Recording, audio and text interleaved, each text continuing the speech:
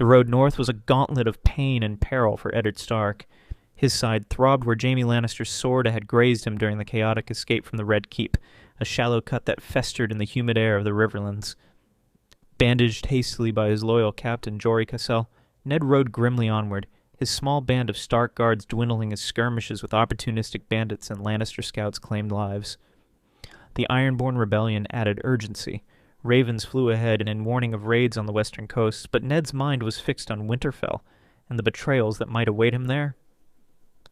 "Lord Stark, we must rest," Jory urged one rainy night as they camped in a thicket near the twins. Walder Frey had denied them passage, citing neutrality in the growing strife, forcing a detour through marshy lands. Ned shook his head, his beard matted with mud and blood. "No rest until we're home. The North must rally." His thoughts churned like the Trident's waters. Robert dead, his boy King Steffan manipulated by Tyrell schemers and Lannister gold. Stannis Baratheon's fleet had been sighted off Dragonstone, proclaiming the king's children illegitimate. Baseless rumors, Ned knew, but fuel for division. And the whisper about Jon. How had Littlefinger known? Cersei? The thought twisted like a knife. Their marriage had been one of duty, not passion, but he had trusted her with his children, his home. As they crossed into the north proper, snow began to fall, a welcome cloak that hid their tracks. Word of Ned's flight had spread. Bannermen met them at White Harbor, Manderley knights swelling their ranks. "The King Regent returns!" Lord Wyman boomed, his vast frame shaking with loyalty. "The North remembers." But Ned corrected him quietly. "No regent now. A fugitive, perhaps. Rally the banners. War comes." They reached Winterfell under a moonless sky, the castle's torches flickering like distant stars. The gates swung open and Ned dismounted wearily, his boots crunching on fresh snow. Robb, now 11 and tall for his age, rushed forward, sword at his hip. "Father, we feared the worst." Ned embraced him, then looked up to see Cersei on the battlements, her golden hair catching the firelight, her face a mask of concern. Or was it calculation? Sansa stood beside her, 9 years old and poised, while Bran and Arya peered from the shadows, the former with wide eyes, the latter with a wooden sword clutched tightly. Inside the great hall, warmed by roaring hearths, Ned collapsed into his lord's chair. Maester Luwin tended his wound, applying poultices of moss and herbs. Cersei knelt beside him, her hand cool on his fevered brow. "Husband, the gods have returned you to us. What madness in the south?" Ned studied her emerald eyes, searching for deceit. "Robert is dead. The court is a nest of traitors.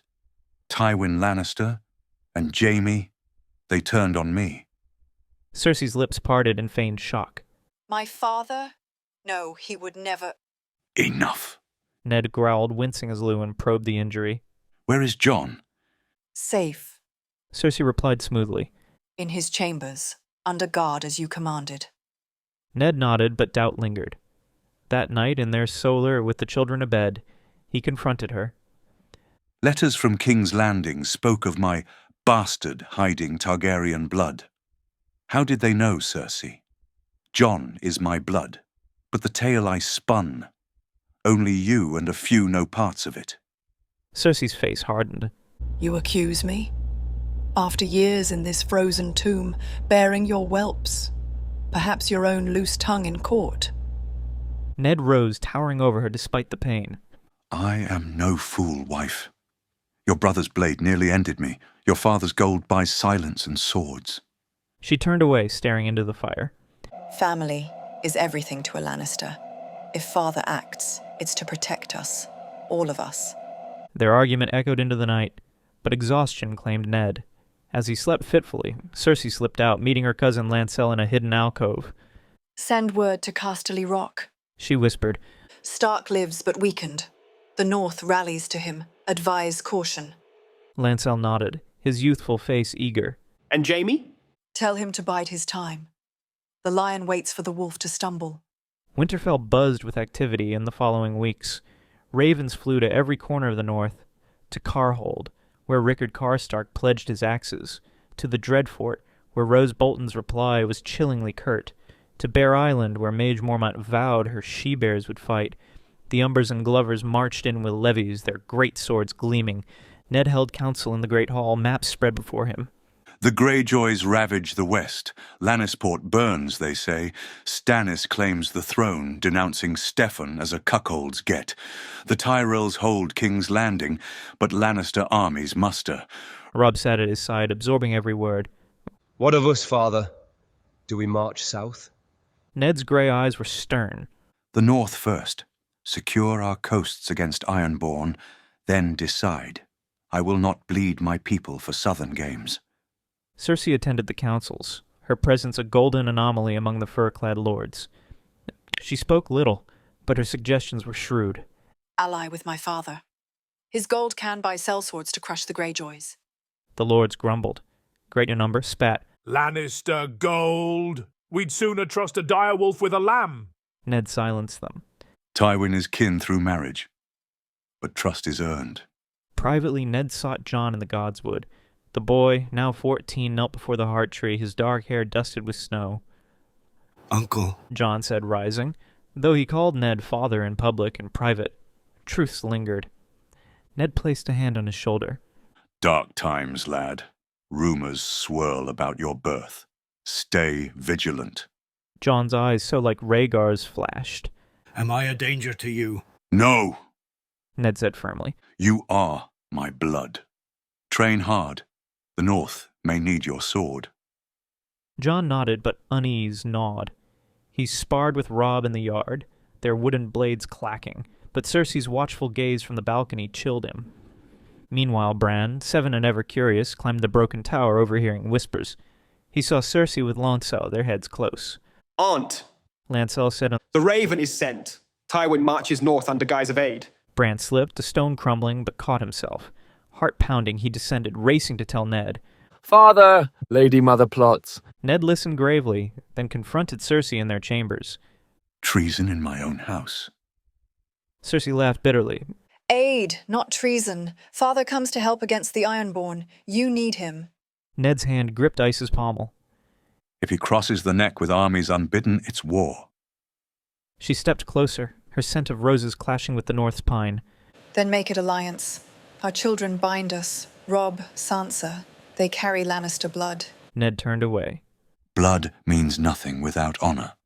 That night, scouts reported Ironborn longships sighting off Torrhen Square. Ned mustered a force, riding west with Robb and Jon at his side, leaving Cersei as regent in Winterfell, a decision he regretted but necessity demanded.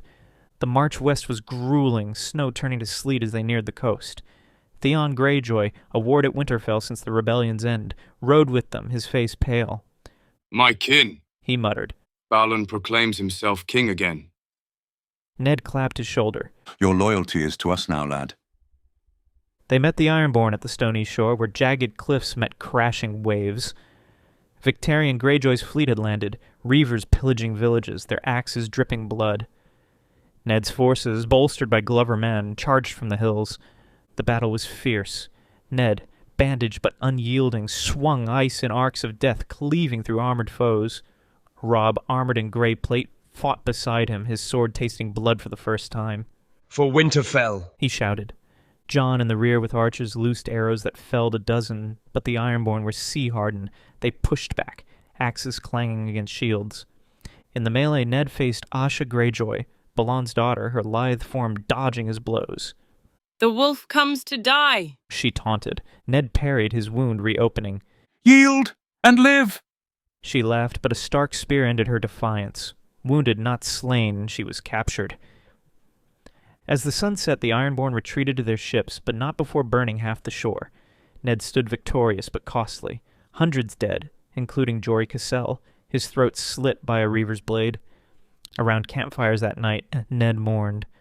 Good men lost for a madman's crown. Robb, bloodied but unbroken, asked, What now, father? Press on to Pike if need be. But word from the south, Tywin approaches Moat Cailin. Indeed, ravens brought news, Lannister banners at the neck, claiming to aid against Greyjoys. Cersei's hand. Ned sent a rider, turn back or be met as foes. Tywin's reply was silk over steel. Kin do not war. Let us parley. Ned returned east, leaving Glover to hold the west. At Moat Cailin, the ancient fortress guarding the neck, he met Tywin under a truce banner. The Lannister host camped south, crimson tents like blood on green fields. Ned's northerners held the towers, arrows knocked. Tywin rode forward, flanked by Jaime in his white cloak, scars from their clash in King's Landing fresh. "Lord Stark!" Tywin said, voice like grinding stone. "Husband to my daughter. We come as allies." Ned, atop his horse, glared. Allies do not scheme in shadows. Your son tried to kill me. Jaime smirked. A misunderstanding. Court politics. Enough! Ned snapped. What do you want? Tywin's eyes gleamed. "Unity. The realm tears itself apart. Stannis sails for Storm's End. Renly musters in the Reach. Greyjoys raid. Join us, crush them. Your regency restored, with Lannister support." And the price? Ned asked. "Your loyalty. Betroth Sansa to my grandson. Wait, I have no grandson yet. But to a Lannister heir. And the boy Jon. Surrender him." Ned's blood froze. Jon is my son. Tywin smiled thinly. "Is he? Whispers say Targaryen, a threat to all." Ned drew ice halfway. Touch him and die. The parley ended in stalemate. Tywin withdrew south, but scouts reported his armies splitting, some to harry Riverrun, others lingering. Back in Winterfell, Cersei awaited, her face triumphant. Father offers peace. Ned confined her to chambers. Until I uncover your role. She railed. You imprison your wife, the mother of your children? Duty demands it. Ned said, hard heavy. Bran, overhearing more, confided in Sansa. Mother speaks to Lancel in code. Plots. Sansa, torn, wept. Family shouldn't fight. Arya, fierce, said, I'll spy for father. The children divided. Robb and Jon loyal to Ned, Sansa wavering, Bran and Arya watchful. As winter deepened and news worsened, Stannis landed at Storm's End, proclaiming himself king, his red priestess Melisandre burning effigies. Renly, Robert's youngest brother, allied with Tyrells, marching on King's Landing. The boy King Steffon fled to Highgarden. Tywin struck Riverrun, besieging Huster Tully, Ned's once betrothed's father. Aid them, Robb urged. Ned nodded. We march south. But betrayal struck home. Lancel, with a dozen Lannister guards, freed Cersei in the night. They fled south on swift horses, taking Sansa, willing or coerced. Ned discovered the empty chambers at dawn, a note in Cersei's hand. I take what is mine. Join us or lose all. Rage consumed him. She takes my daughter. Robb paled. Mother, a traitor? Jon stepped forward. Let me ride after them. No, Ned said. We rally the north. War it is. As armies mustered, Bran dreamed of three-eyed crows whispering secrets. Arya practiced with her needle, vowing vengeance. Ned knelt in the godswood praying.